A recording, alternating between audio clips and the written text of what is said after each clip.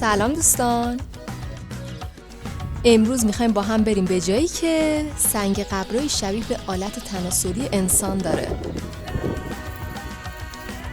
گورستان خالد نبی، جمعه 13 خرداد 1401.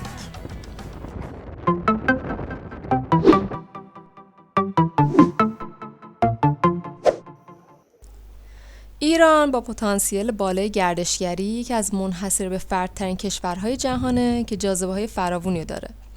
گورستان خالد نبی گنبد کاووس یکی از دیدنی‌های استان گلستانه که در 90 کیلومتری منطقه کوهستانی گنبد قرار داره. با محبوبیت روزافزون حرم و قبرستان خالد نبی، این مکان به خودی خود به یک جاذبه مستقل تبدیل شده و سالانه با مناظر و دیدنی‌های خود گردشگران زیادی رو به خود جذب می‌کنه.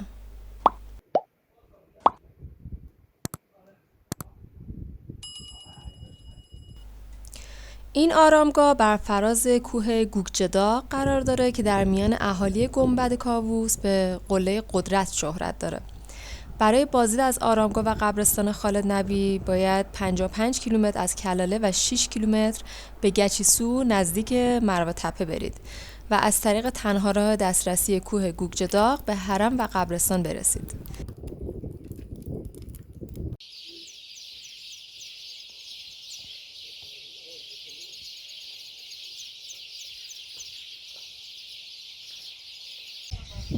او بین عیسی مسیح و حضرت محمد زندگی می‌کرد و یکی از محبوب‌ترین و مورد احترام‌ترین شخصیت‌ها و همچنین آخرین فرستاده مسیحیت در بین ترکمن‌های ایرانه و در زمان خسرو انوشیروان برای ترویج مسیحیت به ایران اومد.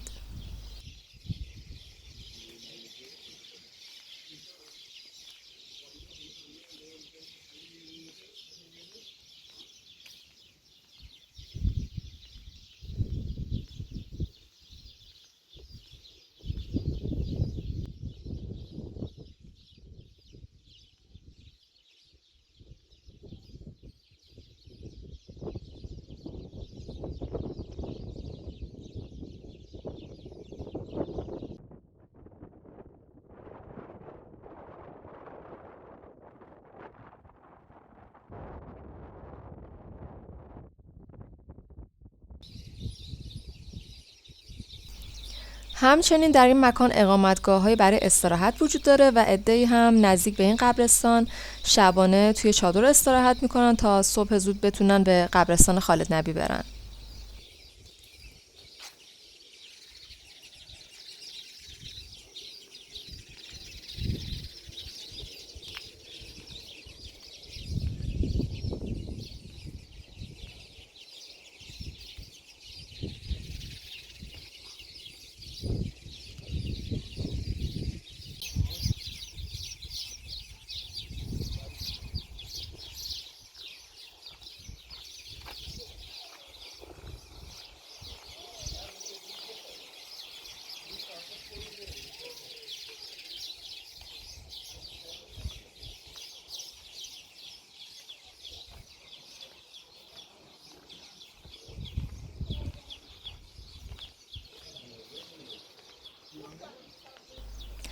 در اینجا هم 2 سنگ قبر وجود داره که در ادامه ویدیو میریم به آرامگاه اصلی که سنگ‌های بیشتر و متفاوت تری داره.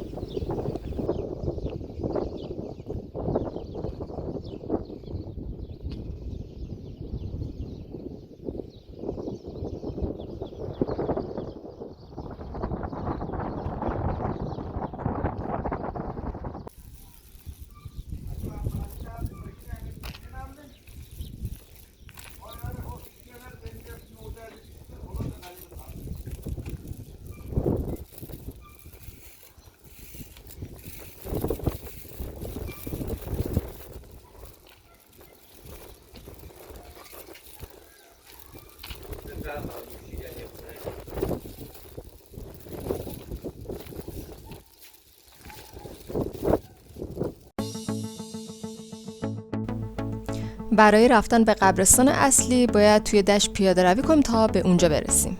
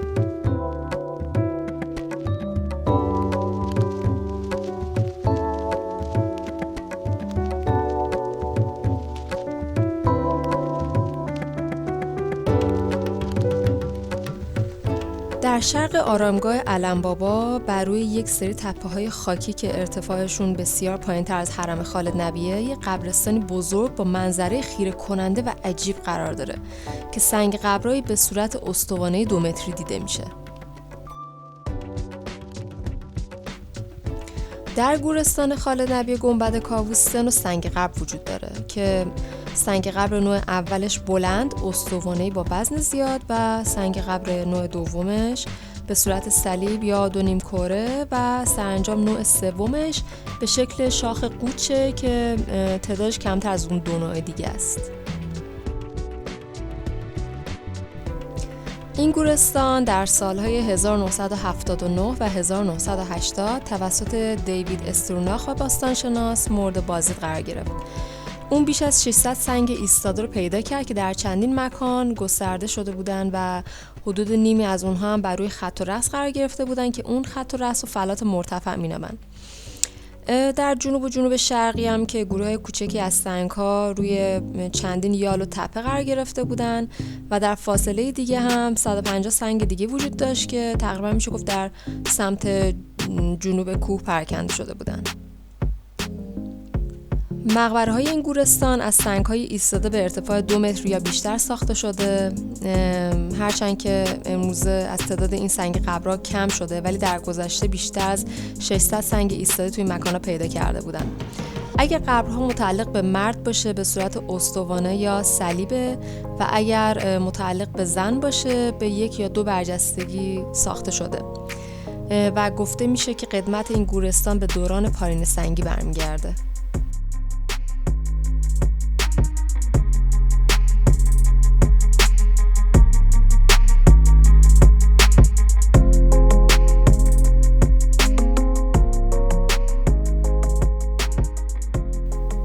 توی رسانه‌های عمومی سنگ‌ها اغلب به عنوان نمونه‌هایی از معماری آلت تناسلی نام برده شده و به عنوان یک جاذبه گردشگری مهم توصیف شده.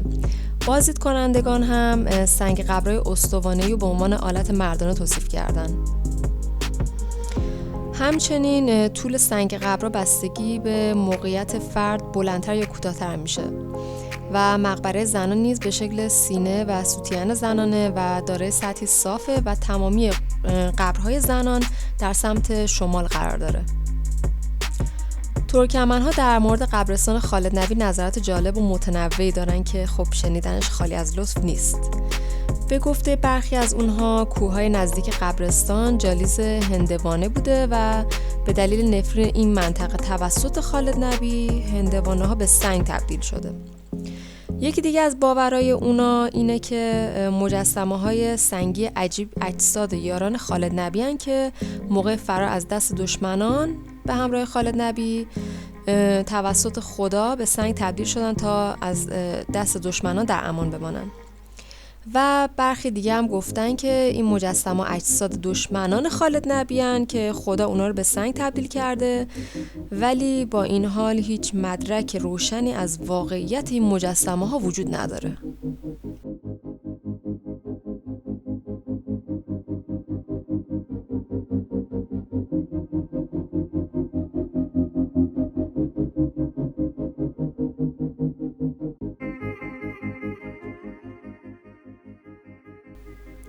نزدیک به زیر آرامگاه خالد نبی، آرامگاه علم بابا و چوپان عطا و دره‌ای به نام پنجشیر و چشمه خضر دندان وجود داره. علم بابا بر اساس روایات‌های رایج میگن که پدر همسر خالد نبی و چوپان عطا چوپان خالد نبی یا یکی از اولیای ناشناس یا یکی از همراهان او بوده که همگی مورد احترام ترکمن‌ها هستند.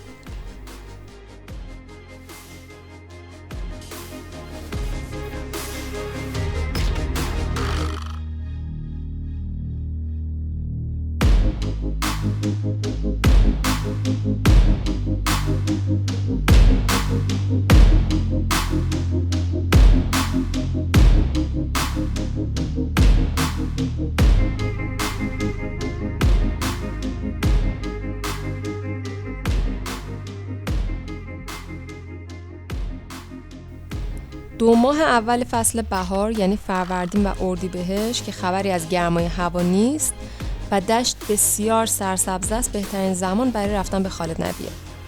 در طول مسیر هم میتونین از زیبایی مزارع کلزا، گندم و دشت شقایق حسابی لذت ببرین.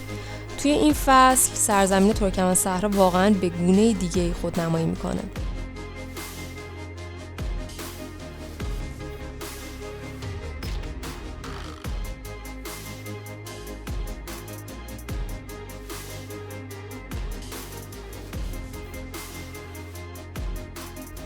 البته این تصاویری که امروز مشاهده کردید مربوط به خرداد ماه هست و اگر تصاویر این منطقه زیبا رو توی فروردین و اردیبهشت ماه توی اینترنت ببینید متوجه خواهید شد که زیباییش دو چندان هست و اگر خواستید به اونجا برید حتما در فروردین و اردیبهشت ماه اونجا تشریف ببرید.